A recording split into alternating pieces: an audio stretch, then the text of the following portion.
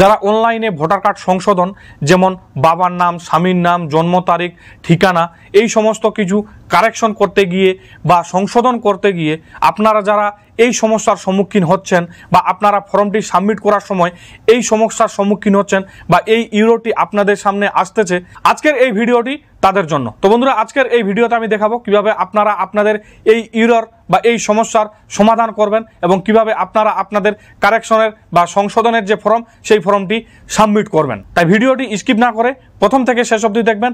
যদি আপনারা ভিডিওটি স্কিপ করে দেখেন তাহলে কিন্তু আপনাদের বুঝতে সমস্যা হতে পারে, আর যদি বুঝতে সমস্যা হয় তাহলে কিন্তু আপনাদের এই সমস্যার সমাধান নাও হতে পারে। তাহলে বেশি কথা না বলে চলুন ভিডিওটি শুরু করা যাক। তার আগে আপনাদের কাছে ছোট্ট একটি অনুরোধ, আপনারা যদি চ্যানেলে নতুন হয়ে থাকেন তাহলে অবশ্যই চ্যানেলটিকে সাবস্ক্রাইব করে পাশে থাকা বেল আইকনটি ক্লিক করে রাখবেন পরবর্তীতে এরকম তথ্যমূলক ভিডিও পেতে। এবং আপনি যদি ফেসবুক থেকে দেখছেন তাহলে অবশ্যই পেজটিকে ফলো করে ভিডিওটি শেয়ার করে আপনার বন্ধু বান্ধব আত্মীয় স্বজন সবাইকে দেখার সুযোগ করে দিবেন। তো বন্ধুরা, চলে এসেছি আমরা আমাদের কম্পিউটার স্ক্রিনে। আপনারা দেখতে পাচ্ছেন ভোটার কার্ডের যে অফিসিয়াল ওয়েবসাইট রয়েছে সেই ওয়েবসাইটে আমি চলে এসেছি। এবার আমরা এখানে লগ ইন করে নিব। লগ ইন করার জন্য আমরা এখানে রেজিস্টার্ড মোবাইল নাম্বার বা ইমেল আইডি বা ইপিক দিয়ে লগ ইন করে নেব। তো আমি যেহেতু মোবাইল নাম্বার দিয়ে লগ ইন করবো, আমি মোবাইল নাম্বারটি এখানে বসিয়ে দিচ্ছি। মোবাইল নাম্বারটি বসিয়ে দেওয়ার পর সেন্ড ওটিপিতে ক্লিক করে দেবো। সেন্ড ওটিপিতে ক্লিক করার পর আমার মোবাইল নাম্বারে একটি 6 সংখ্যার ওটিপি চলে আসবে। ওটিপিটি সাবমিট করে দেওয়ার পর আপনারা দেখতে পাচ্ছেন ভেরিফাই লগ ইন। আমি এখানে ক্লিক করে দিলাম। ক্লিক করে দেওয়ার পর আমার যে আইডি সেটি লগ ইন হয়ে গেছে, আপনারা দেখতে পাচ্ছেন লগ ইন হয়ে গেছে। এবার আমি যে কোনো একটি ভোটার কার্ড কারেকশন করতে যাব। তার জন্য আমরা এখানে 8 নম্বর ফর্মে ক্লিক করে দিব। ক্লিক করে দেওয়ার পর আমি আদার্স ইলেকট্রাল এখানে ক্লিক করলাম। এখানে আমি ইপিক নাম্বার বসিয়ে দিলাম, এরপর সাবমিট করে দিব। সাবমিট করে দেওয়ার পর ভোটার ডিটেলস চলে আসছে। এবার আমি ওকে করে দিব। ওকে করে দেওয়ার পর এবার আমি কারেকশনের এখানে যাব, তার জন্য ওকে ক্লিক করে দিলাম। এবার এখান থেকে আপনারা যে কিছুই কারেকশন করেন না কেন, যেমন আমি এখান থেকে নাম কারেকশন করব বা ফটো কারেকশন করব, তো এখানে আমি নাম বসিয়ে দিব। বসিয়ে দেওয়ার পর এখানে আমি ফটো আপলোড করে দিব। এরপরে এখানে আমি সাপোর্টিং ডকুমেন্টের নাম সিলেক্ট করে নিব। এরপরে আমি এখানে ডকুমেন্টটি আপলোড করে দেব। ডকুমেন্টটি আপলোড করে দেওয়ার পর এখানে নেক্সটে ক্লিক করে দেবো। এবার এখানে প্লেস বা স্থান বসিয়ে দিব। বসিয়ে দেওয়ার পর নেক্সটে ক্লিক করে দিলাম। নেক্সটে ক্লিক করে দেওয়ার পর ক্যাপচার কোড বসিয়ে দিব।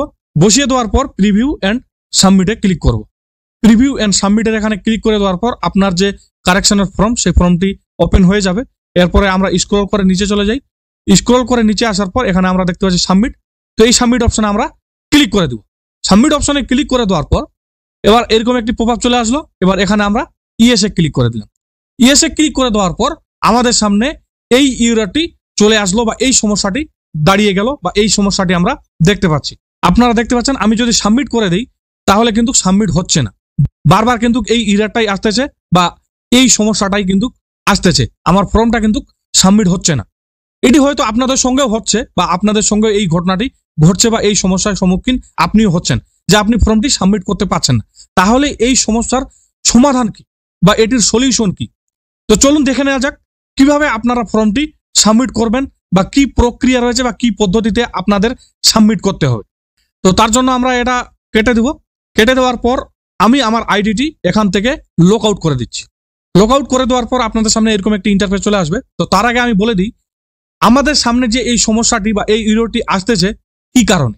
কারণটি হলো আপনি যে আইডি দিয়ে বা আপনি যে রেজিস্টার মোবাইল নাম্বার দিয়ে লগ ইন করছেন সেই রেজিস্টার মোবাইল নাম্বার দিয়ে অলরেডি আপনি কোনো একটি ফর্ম বা কোনো একটি কারেকশন ফর্ম সাবমিট করে রেখেছেন এবং সেটি এখন পর্যন্ত অ্যাপ্রুভ করা হয়নি বা সাকসেস হয়নি। তার জন্যই কিন্তু আপনার এই আবেদনটি সাবমিট হচ্ছে না। তাহলে আপনাদের কি করতে হবে?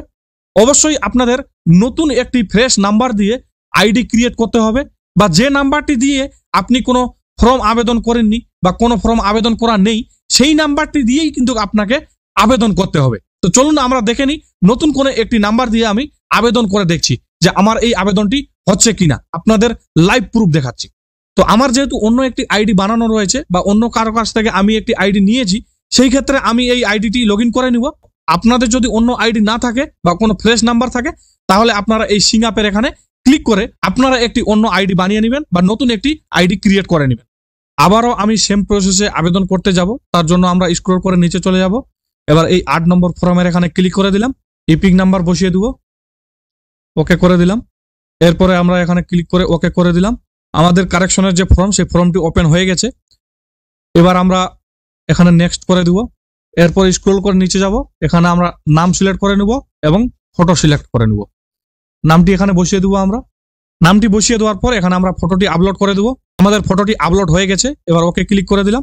স্ক্রল করে নিচে গেলাম, এখানে আমরা সাপোর্টিং ডকুমেন্টের নাম সিলেক্ট করে নেব। আমি আধার কার্ড সিলেক্ট করে নিচ্ছি। এবার সাপোর্টিং ডকুমেন্টটি এখানে আপলোড করে দেবো।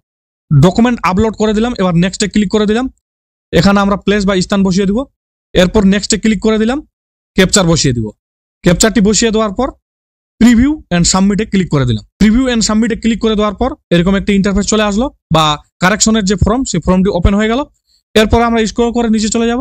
এবার আমরা সাবমিটে ক্লিক করব। সাবমিটে ক্লিক করে দেওয়ার পর পপআপ চলে আসবে, এখানে ইয়েসে ক্লিক করে দেব। তো বন্ধুরা, আপনারা দেখতে পাচ্ছেন আমি যে অ্যাপ্লিকেশনটি সাবমিট করলাম সেই অ্যাপ্লিকেশনটি সাবমিট হয়ে গেছে। আপনারা দেখতে পাচ্ছেন এখানে অ্যাপ্লিকেশন নাম্বার দিয়ে দেওয়া হয়েছে এবং এখানে বলা হয়েছে ডাউনলোড অ্যাকনোলেজমেন্ট। তো এখান থেকে আমি অ্যাকনোলেজমেন্টটি ডাউনলোড করে নিতে পারবো। এটি হয়তো আপনারা সবাই সাধারণত জানেন। আমি যে প্রক্রিয়াটি দেখালাম বা আমি যে প্রসেসটি দেখালাম, এই প্রসেসে যদি আপনারা করেন বা এই প্রসেসে যদি আপনারা সাবমিট করেন, তাহলে কিন্তু আপনাদের অ্যাপ্লিকেশনটি বা আপনার আবেদনটি সাবমিট হয়ে যাবে। তো বন্ধুরা, এইভাবে আপনারা আপনাদের এই সমস্যাটি সমাধান করে নিতে পারবেন। তো বন্ধুরা, ভিডিওটি কেমন লাগলো? আশা করছি ভিডিওটি ভালো লেগেছে। যদি ভিডিওটি ভালো লেগে থাকে তাহলে অবশ্যই ভিডিওটিতে একটি লাইক দিবেন, এবং যদি কিছু জানার থাকে বা যদি কিছু জানতে চান বা যদি কিছু বুঝতে অসুবিধা হয় তাহলে অবশ্যই কমেন্ট বক্সে জানাবেন। পাশাপাশি চ্যানেলে নতুন হলে অবশ্যই চ্যানেলটিকে সাবস্ক্রাইব করে পাশে থাকা বেল আইকনটি ক্লিক করে রাখবেন পরবর্তীতে এইরকম তথ্যমূলক ভিডিও পেতে। তো আজকের মতো এখানেই সমাপ্তি করলাম। দেখা হচ্ছে আবার কোনো নতুন একটি ভিডিওতে। ততক্ষণে সুস্থ থাকবেন, নিরাপদে থাকবেন। ধন্যবাদ।